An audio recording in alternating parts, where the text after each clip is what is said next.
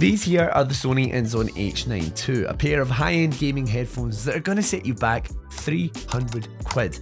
Well, I've been testing them out for the last month, so let's find out if it's actually worth all that money.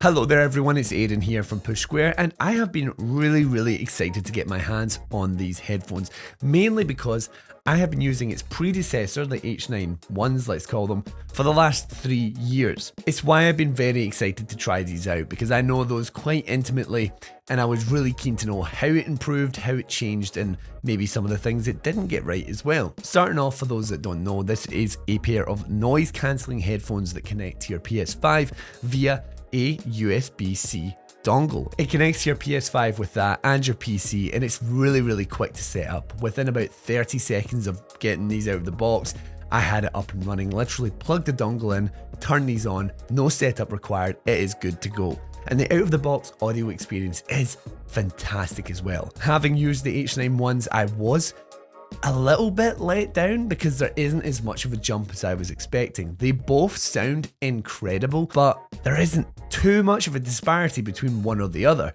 This one's maybe a little bit richer, it's also maybe a bit quieter headset as well, which I found interesting, but things like noise cancelling really negate the need for the headphones to be too loud, and you shouldn't have them blasting anyway. But yes, these do really well with those sort of quieter, high frequency games, stuff like The Last of Us, or recently I was playing Kingdom Come Deliverance 2. These really excel with those ones, and they're not too shabby though with the explosive stuff like Arc Raiders or Battlefield 6. They do the job across the board, and not just do it, they do it really well. I've just been a little bit like, oh, there's not too much of a difference between one and the other. That's because many of the upgrade aspects of the H9 IIs come in the form of the hardware and the form factor. As you may have noticed, this is a much different looking headset from these ones here. It's actually a very interesting distinction here, because this, I think, just looks like a regular pair of headphones, which is fantastic because you can remove the microphone. And then look, they just look like a regular pair of headphones. I could wear these on the bus, to the gym, whatever. And I love that about these. Too often you'll get a pair of headphones that look like gaming headphones and they aren't really of much use outside of the house, and that's kind of the case with the H9 Is with this flip to mute mic and the white and black design. So it's really nice to see a pair of headphones that could be multifunctional, and I'll get into that in a little bit too. But to start off, I want to focus more on the design of these things, or the form factor, because I initially was a little hesitant to like jump on board with it. I'm of the school of thought that the more heavy it is, the more expensive feeling it is, which this kind of flies in the face of. It's much lighter than the H9 Is. You have this flexible headband along the top, and it's super easy to adjust as well along the sides. You've got this fabric cushioning instead of the faux leather in the H9 Is. My ears used to get very hot and sweaty with those. These are really breathable, quite comfortable in that regard. From a long-term wear perspective, I could wear these for hours on end. They're super comfortable, really breathable, and in addition, because of their more lightweight design, they are much more stable and secure on your head, something I cannot say about the H9 Is. Now, talking about some of the functionality, along the right and left ear cup you have a bunch of buttons that's much the same as the H9 Is. On the right you've got the power button, which interestingly, if you tap while it's on, it will give you a little update on the battery life, which honestly you don't need to worry about. The battery on these is fantastic. You then have a Bluetooth connectivity button to connect these to your phone, to your PC, your laptop, whatever. It works really well, and it connects so quickly, not just to my phone via Bluetooth, but also the dongle. Turning this on with the PS5 connects way quicker than the H9 Is or any other dongle based headset that I've used. You then at the top of the right cup have the audio balancer between game chat and audio chat. This again was a feature in the H9 Is. You then have on the left side the USB-C charger, the switch between ambient noise and noise cancelling, the volume rocker, and at the very top, because the microphone is detachable, a clicky mute button, which I find quite satisfying. It's a really nice design as well, because it sticks out when it's muted, so you can literally just feel that your microphone's muted, and if that wasn't enough, when the mic is connected and it's muted, a little red light will shine on the tip of the microphone, just giving you that extra notification that you're muted. Weirdly, a big omission from the H9 IIs with these ear cup controls is PS5 UI integration.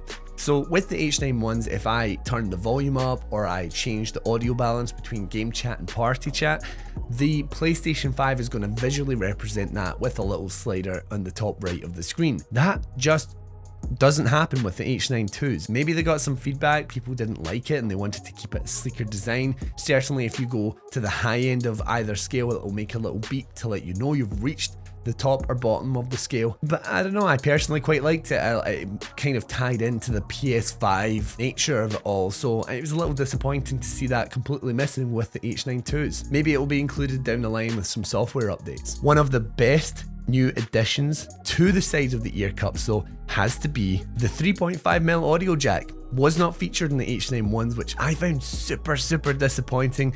So you now have a 3.5mm wire with the box, and that means that you can connect it to even more things, even just your DualSense controller if you fancied doing a wired connection for some reason. But I have to talk about this microphone because this is easily the biggest reason to upgrade to the H9 IIs. So this is an example of the audio through the H9 I. As you can hear, it's, you know, kind of what you expect with a lot of headphones, but quite often you can hear a lot of my breath as I'm going through this, and it's peaking quite a lot as well. So let's just switch over to the H9 IIs, and this is a far clearer audio experience. And as you can hear, my breath isn't catching as much on the microphone and it's not peaking as much either. Now we can adjust gain and the lights on the PlayStation, but this is just out of the box. I've not done anything to this, and you can tell just how much better this sounds. Now, to get slightly personal, I am a bit of a mouth breather when I play my games, especially when I'm locking in. I can just absolutely drag and breathe down the mic, which is a problem when I'm playing with my friends. Everyone can hear it, they get annoyed by it. I've tried turning the gain down, they've tried turning me down. I've even tried to consciously not breathe as loudly. The great thing with these is that not only did my friends instantly noticed that my voice sounded more crisp and clear, that this was clearly a more expensive or better quality microphone. Any issues with breathing, catching on the mic was completely eradicated. The H9 IIs have this sort of ambient noise filter, and a lot of headphones say that, not a lot of them actually deliver on it, but the H9 IIs actually do. It literally was not an issue. Nobody could hear my breathing anymore. Maybe that's not something that instantly benefits you, it's more benefiting the people you're playing with. It was a nice peace of mind for me. I really did enjoy it, and it worked beyond just my breathing. Noises around the house as well, they weren't being picked up by this microphone. So yeah, that's a really nice feature there. I love this microphone. It is noticeably better and it's not picking up all those annoying little noises. Now to talk about the multifunctionality of this with the Bluetooth, I used these to listen to music, I used them to listen to videos or watch videos and a little bit of some movies as well, and it sounds great. And like I was saying, with the comfort factor, it's so easy to wear for extended periods of time. It has that audio level and it has the design that it can be used for both. And I think, honestly, for many people, not just myself, for many people, I think this might be one of the biggest selling points of the H9 IIs. The fact that it's a gaming headset that doesn't need to just be a gaming headset. I'm not saying, like, if you're looking primarily for a pair of headphones for music, buy these. That's not the case. But if you're looking primarily for a gaming headset that you would also kind of like to use as headphones, then honestly, like, it's such a great value proposition here, considering you just take that off and then you have a really cool looking pair of headphones. But yeah, from that, it adds a lot of value to it. So the Sony INZONE H9 IIs, I was thoroughly impressed with these things for the most part. The audio